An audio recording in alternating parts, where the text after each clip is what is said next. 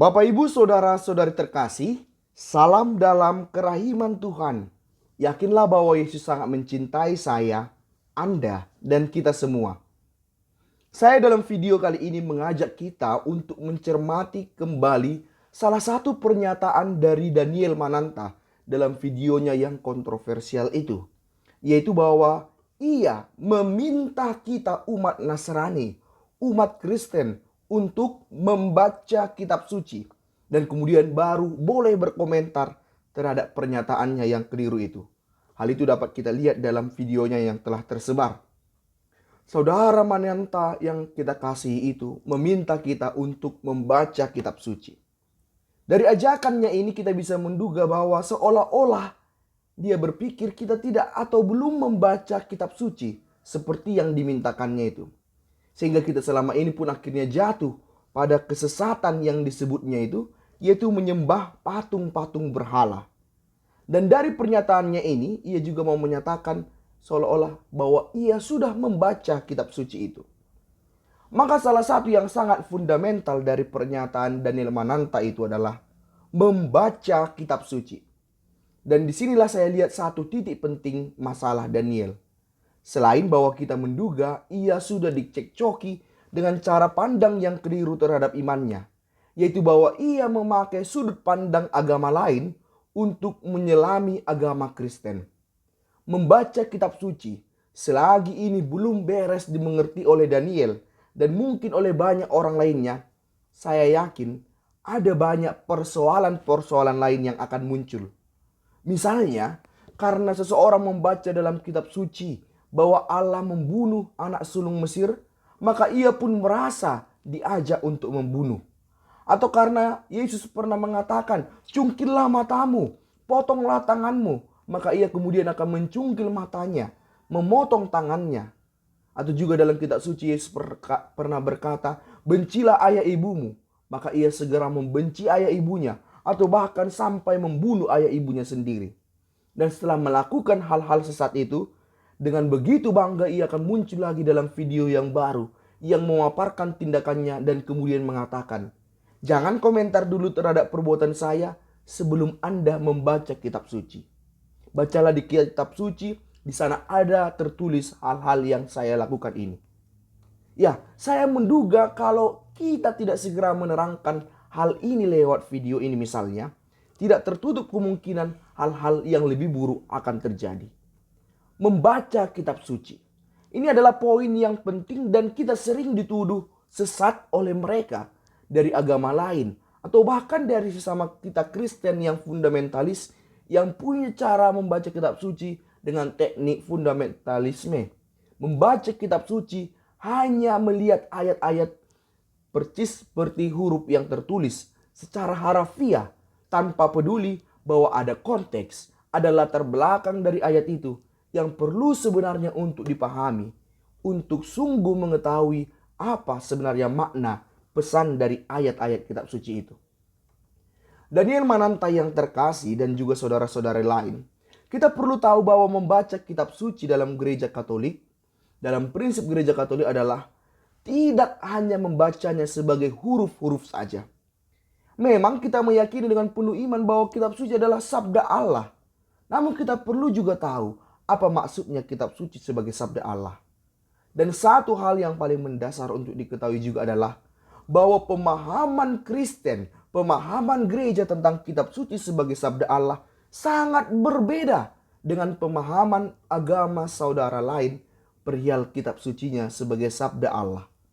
Dalam agama saudara lain tersebut, ada yang mengatakan bahwa memang kitab suci itu dianggap mutlak sebagai sabda Allah yang langsung diberikan oleh Allah, huruf per huruf. Namun bagi kita, sabda Allah sebagai kitab suci sebagai sabda Allah bukanlah demikian. Sabda Allah adalah kehidupan sendiri, pengalaman bertemu dengan Allah, Allah yang dialami dalam kehidupan nyata. Bahkan sabda Allah itu menjadi daging, menjadi pribadi, menjadi manusia. Sehingga sabda Allah bagi kita bukan semata-mata huruf, tetapi kehadiran Allah yang sungguh nyata. Dan hal itu terjadi dalam sejarah. Dan kemudian kehadiran Allah inilah karena ingin terus diwartakan turun-temurun maka kemudian dituliskan dalam bentuk huruf, dalam bentuk teks oleh manusia, oleh para penulis Yahudi dengan inspirasi dari Roh Kudus. Maka huruf-huruf itu tidak boleh seenaknya diambil begitu saja, tanpa tahu konteks bagaimana manusia yang menuliskannya. Sebagai manusia, penulis kitab suci pasti menulis dalam waktu dan tempat tertentu, dalam konteks tertentu. Kalau tidak demikian, ia bukan manusia. Dan manusia yang dalam ruang dan waktu inilah yang menuliskan kitab suci. Bukan sebagai kata-kata manusia, melainkan sebagai sabda Allah karena diinspirasi oleh Roh Kudus. Kitab suci kita tidak terjun bebas dari langit.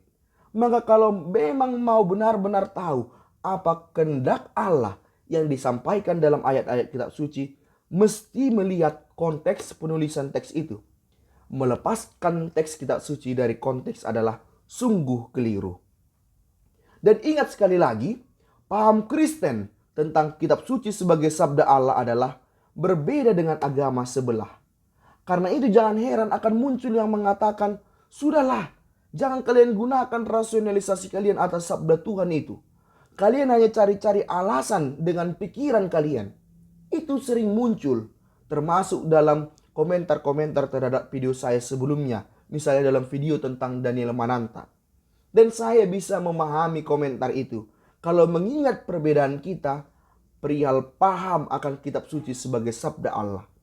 Untuk itu saya mau mengatakan bahwa jangan juga berpikir bahwa beriman itu tidak butuh yang namanya olah pikir rasional. Allah sendiri berkata, kasihilah Tuhan Allahmu dengan segenap hatimu, dengan segenap akal budimu. Itulah beriman Kristen. Bukan hanya soal rasa, tetapi juga soal akal budi, pikiran. Karena memang pikiran itu bukan najis. Yang menganugerahkan pikiran adalah Allah sendiri. Dan Allah lewat pikiran yang diberikan kepada manusia ingin agar kita manusia berjumpa dengannya dengan pikiran itu. Dan syukurlah hal ini sungguh dinyatakan Allah. Sehingga dengan demikian kita yakin bahwa dalam beriman kita tetap membutuhkan yang namanya olah pikir rasional. Kami tidak akan menjadi kaum radikalis yang seenaknya membunuh manusia ciptaan Tuhan dengan atas nama agama. Karena ada prinsip untuk beriman menggunakan juga yang namanya pikiran. Prinsip dalam gereja adalah fides et ratio. Menggunakan iman dan pikiran yang keduanya adalah berasal dari Allah dan keduanya untuk bertemu dengan Allah. Daniel terkasih dan para saudara yang lain, kalau kita masih ngotot untuk mengerti ayat kitab suci hanya berdasarkan hurufnya saja, maka saya akan membuktikan kepada kamu bahwa kitab suci tidak akan berarti sama sekali bagimu dengan prinsip tadi. Misalnya, kamu dalam video itu menggunakan teks Yesaya 44 ayat 13-20. Dan Daniel menafsirkan secara harafiah saja, hanya berdasarkan huruf belakang. Kalau prinsip membaca secara harafiah memang setia untuk digunakan, maka saudara Daniel juga harus membaca bahwa perkataan sabda Tuhan dalam teks Yesaya itu ditujukan kepada umat Israel yang dalam pembuangan di Babel sekian ratus tahun sebelum Masehi. Maka kalau dilihat secara harafiah, itu berarti teks itu bukan untuk kita. Itu untuk orang Israel yang dalam pembuangan. Itulah secara harafiah. Dan begitu pula dengan seluruh teks kitab suci. Tak satu pun di kitab suci tertulis secara harafiah bahwa sabda Tuhan itu ditujukan untuk umat yang berada pada tahun 2022. Atau untuk Daniel Mananta, jelas-jelas tidak ada tertulis. Maka kalau memang hanya menggunakan pendekatan harafiah, sama sekali kitab suci tidak cocok untuk kehidupan kita. Kita tidak bisa mengatakan Alkitab sebagai sabda Allah bagi hidup kita. Kitab suci menjadi sungguh berarti bagi kita kalau kita memahaminya dalam konteks. Bahwa itu adalah sabda Allah yang ditujukan bagi umatnya pada setiap masa. Ditulis oleh manusia pada zaman lampau dengan inspirasi dari Roh Kudus. Dan karena itu punya konteksnya sendiri. Konteksnya adalah zaman yang jauh dari kita. Konteksnya adalah budaya yang sungguh berbeda dengan kita. Bahasa yang digunakan dalam menulis kitab suci pun sungguh berbeda dengan bahasa kita. Maka kita harus memahami konteksnya supaya tahu apa pesannya. Budaya Israel berbeda dengan kita, tetapi makna dari kitab suci bisa kita ambil. Misalnya, dalam kitab suci dikatakan bahwa Allah meminta bangsa Israel pada malam akan dibebaskan dari Mesir agar mereka mengikat pinggangnya. Kita tidak bisa mengerti maksud ini jika kita terkurung dalam budaya kita saja. Mengikat pinggang harus dilihat dalam konteks budaya Israel yang mereka memang menggunakan jubah yang panjang sebagai pakaian harian. Karena mereka waktu itu akan segera dibebaskan Tuhan, maka mereka mesti mengikat jubahnya di pinggang agar mereka bisa lebih cepat melangkah keluar dari Mesir karena waktunya sangat mendesak. Dan agar mereka tidak tersandung karena jubahnya itu. Itulah makna kalau kita melihat konteksnya. Dan kita akan menarik maknanya bagi hidup kita. Maknanya bagi hidup kita adalah bahwa kita pun dalam hidup ini harus sungguh bersiap-siap menyambut kedatangan Tuhan yang segera datang sebagaimana yang dijanjikannya. Dan persiapan itu diwujudkan dengan sikap tobat kita. Sikap tobat kita adalah bentuk dari kita mengikat jubah di pinggang. Dengan demikian indah sekali sebenarnya mengerti makna kitab suci. Jangan perkosa kitab suci dengan pola pikirmu yang sempit itu. Lihatlah konteks. Ia akan ada tuduhan dengan cepat bahwa ajakan melihat konteks adalah rasionalisasi Kristen belaka. Dan untuk menjawab hal ini saya juga akan menunjukkan dengan salah satu fakta. Yaitu bahwa dia yang sedang dekat dengan kamu. Dia yang viral karena menuduh disalib ada jin kafir. Lihatlah dia berkata saat dia terancam akan dijerat sebagai penista agama sebagaimana sering dituduhkannya kepada orang lain. Untuk berkelit dia mengatakan, memang saya mengatakan disalib ada jin kafir. Tapi konteksnya harus dilihat ialah bahwa itu dakwah itu dilakukan dalam lingkup internal. Dan itu pun karena menjawab pertanyaan jemaah. Itu pun dilakukan pada jam yang sekian. Dia berkelit dengan mengajak untuk melihat konteks agar sungguh mengetahui kebenaran.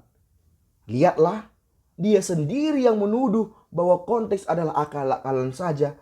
Justru mengajak untuk melihat kebenaran dengan melihat konteks. Maka masih beranikah Anda untuk menghilangkan konteks begitu saja dalam setiap pernyataan, dalam setiap kalimat, dalam setiap ayat? Konteks diperlukan untuk dipahami. Karena konteks mesti ada. Karena kita sebagai manusia, karena penulis kitab suci sebagai manusia, hidup dalam ruang dan waktu. Dan itulah konteks kita. Tidak ada manusia yang tidak berada dalam ruang dan waktu.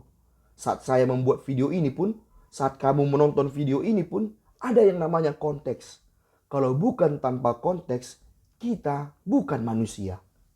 Maka Daniel itulah kitab suci. Kitab suci bukan sejarah begitu saja. Seperti yang kamu katakan, ini kan tercatat dalam buku sejarah ini. Kitab suci bukan pertama-tama sebagai buku sejarah. Ini adalah buku iman yang dengan sangat indah dirangkai oleh penulis orang Israel dengan inspirasi dari Roh Kudus. Maka kelirulah kalau Daniel berkata dalam video itu bahwa larangan patung sungguh-sungguh harus diindahkan karena ada tertulis dalam sejarah, yaitu dalam kitab Yesaya. Seolah-olah Yesaya adalah mutlak kitab sejarah begitu saja. Itu bukan semata-mata kitab sejarah, melainkan buku iman yang perlu dipahami dengan iman pula. Daniel yang terkasih, perlu kamu tahu, kami tidak akan pernah membencimu. Kami akan tetap mengasihimu sebagaimana diajarkan oleh guru kita Yesus. Dan itu terungkap dengan berbagai video yang muncul. Bukan untuk membenci kamu, tetapi agar kamu dan banyak orang lain semakin tidak sesat dan masuk dalam kegelapan. Marilah dalam keterbatasan kita menyerukan, Yesus, Engkau andalanku, Pace Ebene.